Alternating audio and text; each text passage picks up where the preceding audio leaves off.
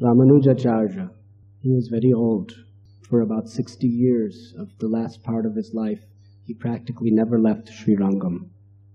He preached and traveled for many, many years. For most of his life, he simply traveled to practically every corner of India, preaching the message of pure devotional service.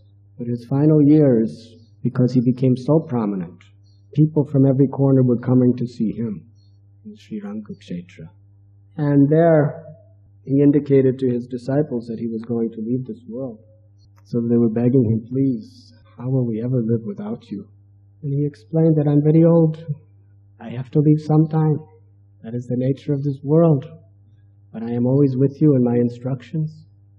I will always be within your heart, guiding you, directing you. You will never be without me if you simply maintain your faith and preserve the chastity of your obedience to my order. I will always be with you. They said, no, we must have your physical form.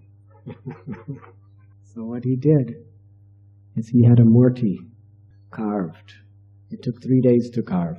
And that murti looked like him. And he told his disciples that I will enter into this deity, and you can always come and you can see me. You can always hear me by reading my books, by remembering my instructions, and you can always see me by seeing this beautiful murti. And then it is described that Ramanujacharya installed the murti by breathing into the crown of the deity.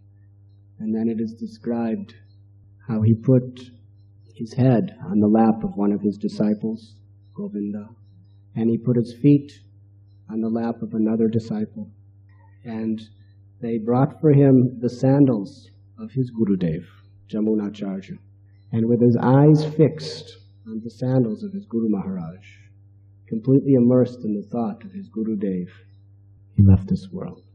So these are the greatest, the topmost, the most important of all acharyas, Ramanujacharya, Madhvacharya. And how did they leave? Simply meditating on the lotus feet of their gurus. To set the example, of course, for us, that even in the highest positions, such souls, out of their humility, they never want to approach Krishna directly. They always want to approach Krishna through the mercy of their guru. What is the highest position possible? The highest position possible is Goloka Vrindavan. And even there, nobody approaches Krishna directly. There is a whole hierarchy of gurus.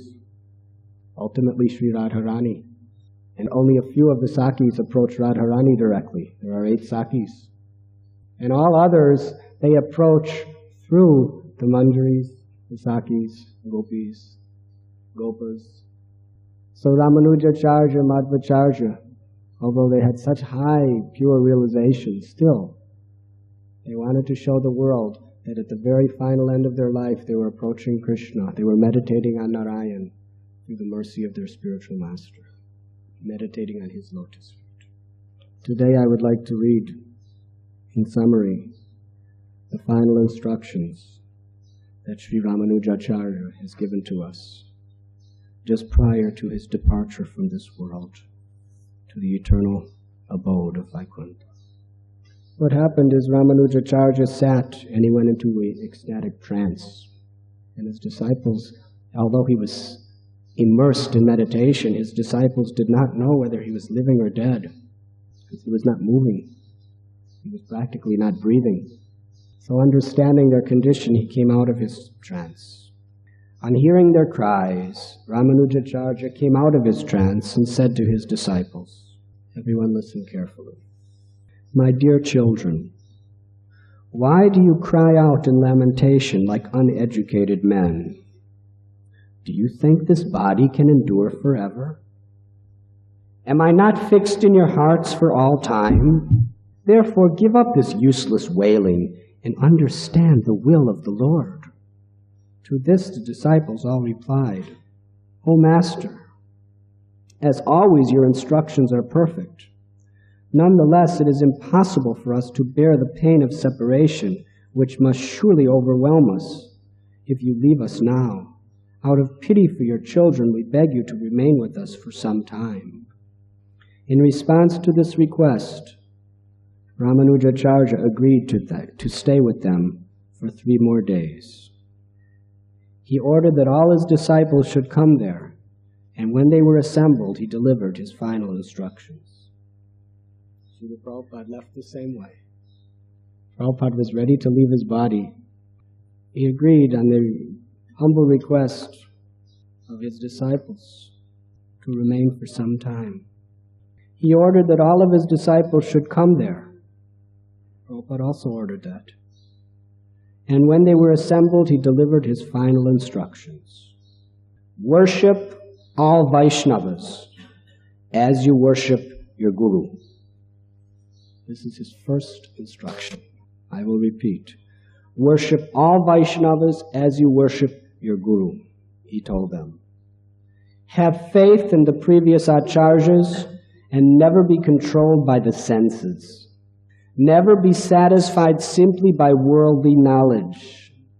Study the scriptures which describe the glories of the Supreme Lord. Transcendental knowledge can overcome the pushings of the mind and senses. Be indifferent to the promptings of the mind. Always relish the chanting of the holy name and qualities of the Lord. The best way to serve the Lord is rendering service to his devotees. Never follow the ways of a Vaishnava for material gain. Always endeavor for purity. Every day spend some time in contemplating the greatness of the spiritual master. And every day study the teachings of the Vaishnava acharyas. Always associate with those who are surrendered to the Lord. Avoid those who teach paths other than the devotional service and those interested in sensual pleasures. One who sees the deity as stone, the Guru as an ordinary man, the devotee in terms of caste or bodily designation, Charan Amrit as ordinary water, the holy name of the Lord as a mundane sound vibration, or the Supreme Lord as one of the demigods, is certainly destined for hellish life. And then it is described that his disciples, they questioned how they should conduct themselves. And he spoke. One who has surrendered to Lord Narayan should not be concerned about his future, depending always on the Lord's mercy. All duties should be performed as acts of devotion to the Lord and never for material gain. Study the Sri Bhasya and teach it to others. This service is the most pleasing to the Lord. He's explaining that preaching the message of the spiritual master, Sri Bhasya is his commentary. Preaching the message of the Guru, there is nothing more pleasing to the Lord than that. Similarly, Prabhupada explained in his last teachings that read my books, distribute these books, distribute the knowledge of these books. There is nothing more pleasing to the Lord than this. If this is not possible, then study the teachings of other devotees and then instruct some disciples. If you are unable to do this, then go to a holy place and reside there, or go to Yadavadri and serve the Lord there. So here Ramanujacharya is saying, the best thing you could do is preach enthusiastically, with great determination, the word of your Guru. If you cannot do that, if you do not have such a strong connection to me, then you study the teachings of the devotees of mine, and under their guidance, you preach the message of the Lord. And he says, if you are unable to do this, then you go to a holy place and do bhajan. If you cannot do this, then remain where you are and surrender to your Guru and meditate on the Vaishnava mantras. If all of these are impossible, then simply seek out a pure-hearted Vaishnava and associate with him constantly. Discriminate carefully between friends, enemies, and those who are indifferent. Those who are Vaishnavas will be your friends. The atheists and blasphemers will despise and hate you, and the worldly men will be indifferent to you. Associate joyful with the devotees. Rigorously avoid the blasphemers, and never be disturbed by the materialistic plans of worldly men. Never flatter princes and worldly men, seeking to earn your livelihood thereby. Remember that the Supreme Lord always takes care of those who are surrendered to Him. Take shelter of Him and have faith in Him alone. If you follow these instructions, then you will never be separated from me. Why should one grieve over the disappearance of the temporary body?